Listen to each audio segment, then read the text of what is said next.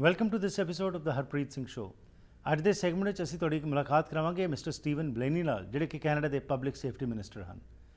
Minister ਬਲੇਨੀ ਦਾ ਇਹ ਕਹਿਣਾ ਹੈ ਕਿ ਇਹਨਾਂ ਦੀ ਸਰਕਾਰ ਬਹੁਤ ਚਿੰਤਤ ਹੈ ਅਤੇ ਟੌਪ ਪ੍ਰਾਇੋਰਿਟੀ 'ਤੇ ਰੱਖਦੀ ਹੈ ਲੋਕਾਂ ਦੀ ਸੇਫਟੀ ਨੂੰ। ਇਸ ਕਰਕੇ ਬਹੁਤ ਸਾਰੇ ਐਸੇ ਕਦਮ ਚੁੱਕੇ ਜਾ ਰਹੇ ਨੇ ਜਿਸ ਨਾਲ ਕਿ ਲੋਕ ਜਿਹੜੇ ਨੇ ਉਹ ਆਪਣੇ ਆਪ ਨੂੰ ਸੁਰੱਖਿਅਤ ਮਹਿਸੂਸ ਕਰ ਸਕਣ। ਹਾਲ ਹੀ ਵਿੱਚ ਉਹ ਸਰੀ ਆਏ ਸੀ ਅਤੇ ਅਸੀਂ ਉਹਨਾਂ ਨਾਲ ਕੀਤੀ ਗੱਲਬਾਤ, ਪੇਸ਼ ਕਰਦੇ ਹਾਂ ਉਹਨਾਂ ਨਾਲ ਕੀਤੀ ਗਈ interview. So, Mr. Blaney, if you could tell us regarding the crime situation in Canada and how is your government dealing with it? Well, Harpreet, the crime is going down in Canada. Thanks to our tough on crime policies, we are seeing a very interesting result in all communities throughout Canada. Mm-hmm. But unfortunately, in some cases, there are some increase in sexual crime, in gang crime, crime related to with gun. We've seen some increase, so that's why we are moving forward with tougher policies and also working with communities and law enforcement agency to tackle with those issues. So what kind of tough penalties is your government thinking of? We are moving forward. Since we were elected in 2006, we have introduced more than 30 bills to tougher our laws to tougher our penalties for those who are committing crimes. So we are especially more tough on those who are preying on our children, on those who are committing crimes with firearms, and we've introduced in some cases minimum mandatory sentences. The Liberal thinks we have too many minimum mandatory sentences. We only have a few for those crimes we feel that are unacceptable to the Canadian society.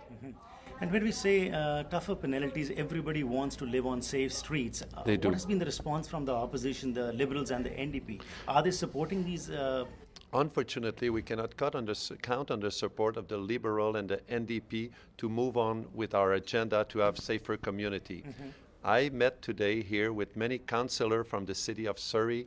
I also had a great journey and meeting with the chief here of the RCMP detachment, as well as leader in the state of the community. And I'm really impressed to see what's happening here in Surrey in terms of the people working along with the law enforcement agency to make our community safer. And I think it's inspiring what is taking place here in Surrey for everywhere throughout Canada. Mm-hmm. And when it comes to the opposition, why is it not supporting these kind of issues? Because here there is no party politics. It is for the country where people can live safely on the streets. I have a very hard time to understand why won't the Liberal and the NDP support our agenda, which is aimed at bringing more safety into our communities. I am a father. I have children. I have teenagers actually, and I have a daughter.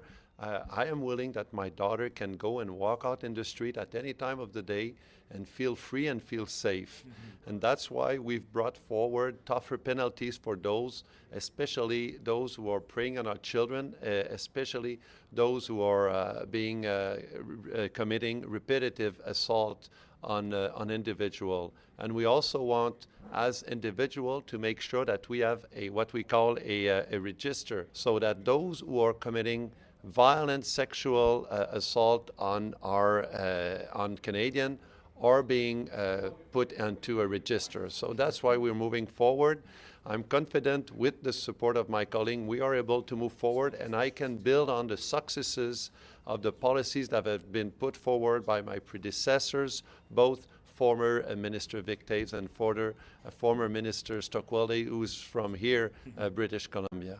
So, Minister, as far as gang violence is concerned, people are concerned about it. How does your government view this, and how can you tackle it? Well, we are working with communities here in Surrey. We are investing in, of course, we have tougher laws for those who are committing crimes, whether with firearms or of knives or any kind of weapon. Mm-hmm. But one thing we are also doing, like an initiative here that is taking place in Surrey, is the Block Watch initiative, We are working with communities so that we make our community safer. And this is why it's important, not only for us politicians, but for the law enforcement, but also for community to take action to tackle with those issues. And I'm really enthusiastic about what I've witnessed here today in Surrey. I must tell you, I have met with the community, and I can see what is happening here is that the community is taking charge of and helping the law enforcement to deal with those serious issues such as gang crime, illicit use of drug, and also those who have mental health issue who get into criminal activity. So is your government thinking also on spending on the prevention side also to educate the masses so that the people come to know beforehand what needs to be done? Absolutely. Let me give you again this example of what is taking place here in Surrey. The RCMP is providing some training tools for those who are willing to support the police. They have auxiliary that are working with the police, but they are also creating what we can call a community police academy.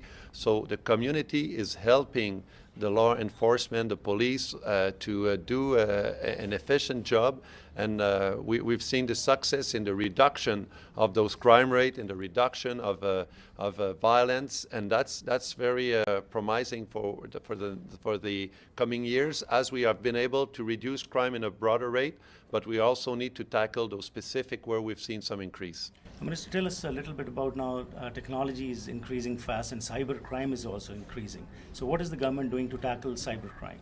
Cybercrime is a very important challenge. We are entering into an awareness campaign, and there are many ways the fraudsters are now making use of technology. So we as a government have to make sure that we are providing the law enforcement, our police officer, the right tools so they are able to cope with the technological change. When we have laws that have been adopted 20, 30 years ago, they are obsolete. We need to be able to cope with the tools that are used by the criminals today to do their activity.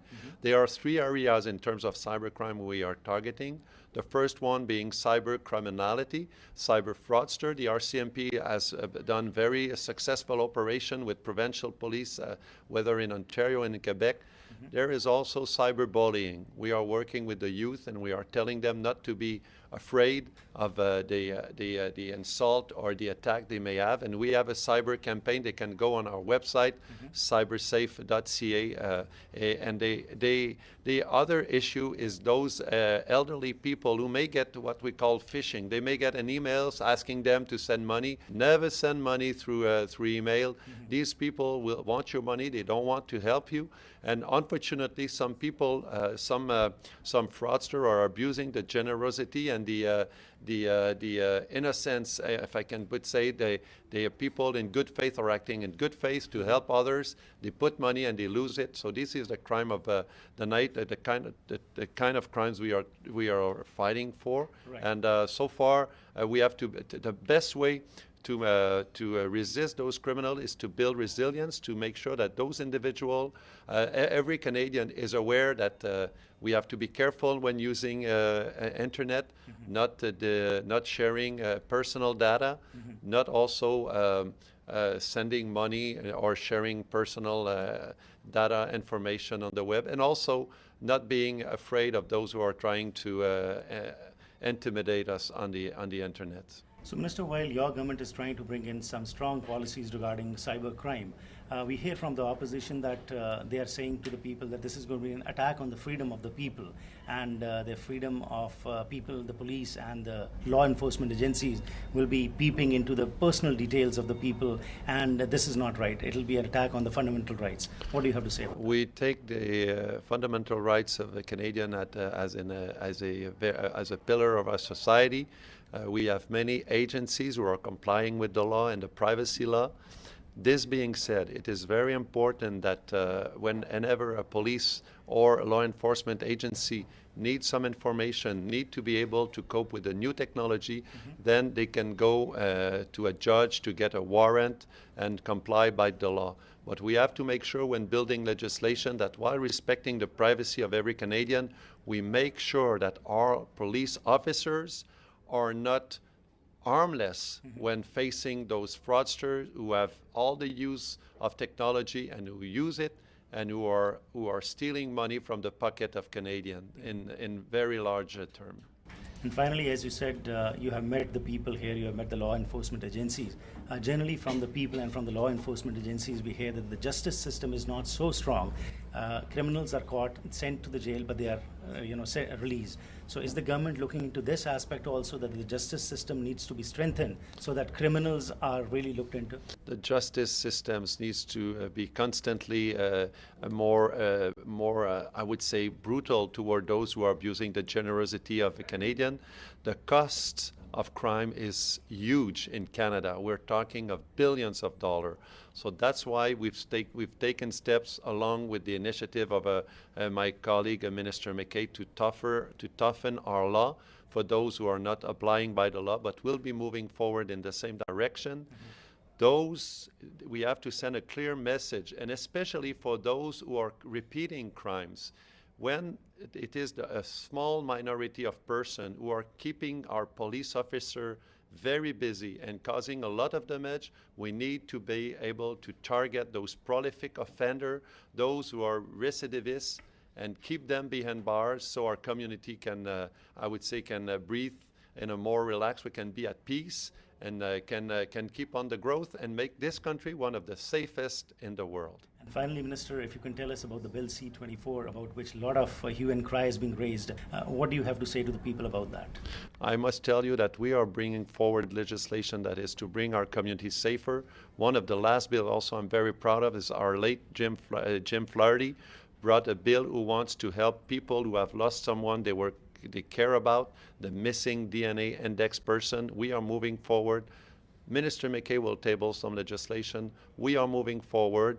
And of course, we are always looking at ways, whether through private members' bill, public safety bill, or justice bill, to make our streets safer, make sure that those who abide by the law are not attacked, arrested, or abused by those criminals that should be kept behind the bars so our community are safer. So what you're saying is the misconception which is being brought forward by the opposition that by these kind of bills, the common public will be at stake. You assure them that there is nothing to worry. Only those criminals who do something wrong should be afraid, not the common masses. Exactly. If you have nothing, why would you care? Why would you be afraid if you have nothing to hide?